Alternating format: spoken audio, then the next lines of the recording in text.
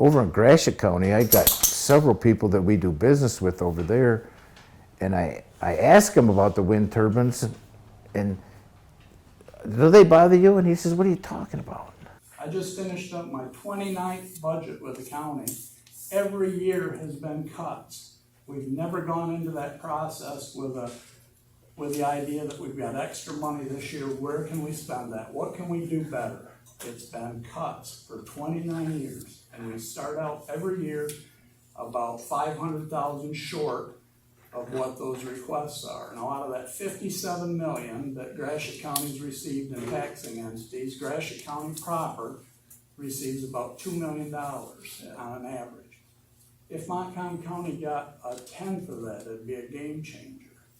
They accepted them over there, but one township over there, Pine River Township, I talked to the supervisor over there. His check from the wind turbines was $427,000 or $437,000. That was just from the summer taxes. I don't know what he got for the winter taxes, but he sent me a picture of it, of the check. And it's like, you're talking a lot of money here. I've lived here my whole life. I can remember, after 2 o'clock in the morning, there was no deputy. You hit a deer, you have an accident, maybe the state police could come from another community, but there wasn't any sheriff patrol on the road. That's all changed today, and that's primarily because of tax base. I mean, that's really what it revolves around, and there's a big contribution. They got new schools, they got new fire trucks, the police department isn't struggling. The sheriff here in Montcalm County is always struggling for money. He has to fight with the commissioners for money. He finally got a millage passed that's specifically for the sheriff's department, and you never know how people are going to vote if that would ever happen again. I live here, I've been here my whole life.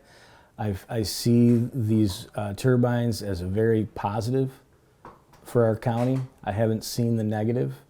I've talked to folks in different counties that come there to tell the scary stories, and I've actually ran into them in the parking lots and asked the question, how close do you live to wind turbines?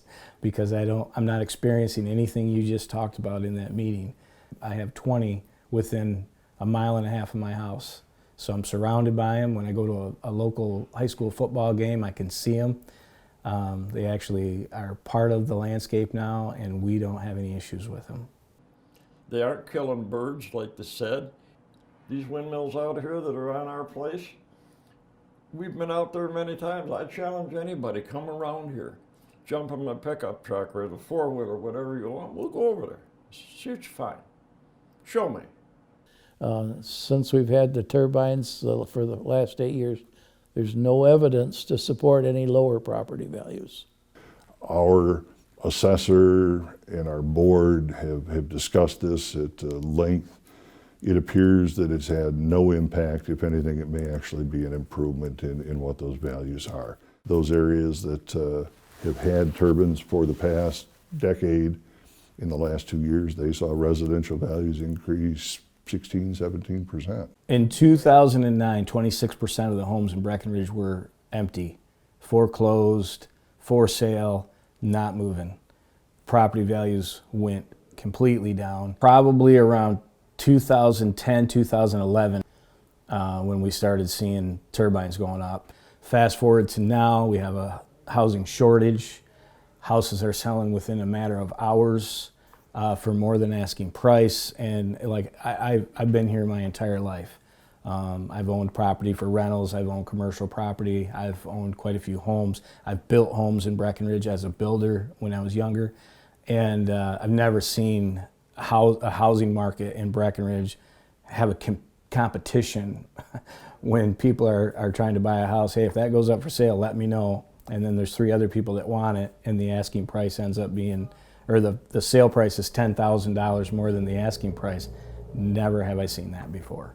You get these big companies like Meyer, Ford, Walmart, all these big companies, they want green energy. Where's the green energy going to come from?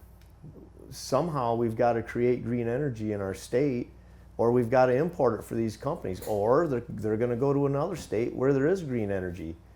So, why not have that energy here and benefit from the tax dollars from it, that it'll help your community out in such, you know, like I said, health, safety, and welfare. That's what the tax dollars can bring in. They're huge numbers, in the millions of dollars of taxes that have been raised for the county and all of its special voted millages, from the sheriff to the library to the road patrol to senior citizens.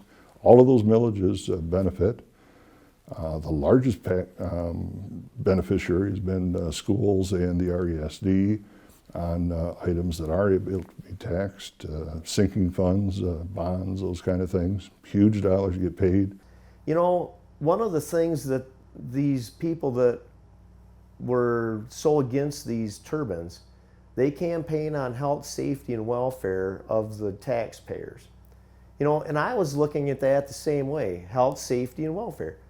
The health, the tax dollars coming in, we could have better ambulance service, better EMTs, better mental health for the people, better fire protection. There's counties around us who are struggling right now with finances, and to have this windfall of money that will come in over the next couple of decades will certainly help us get through hardships and hard times and continue to provide the services. The sheriff's office and the local fire and EMS systems and stuff, and those are huge. Just got a 2019 fire truck. We've been able to upgrade all of our appliances to new. We've been able to get all brand new hose for the truck, all brand new nozzles for the truck. It's helped outstanding for our community. We'll be able to keep those protocols and those safety things in place and keep people safe. A lot of these people that are against the turbines and solar, they're saying this is fake money.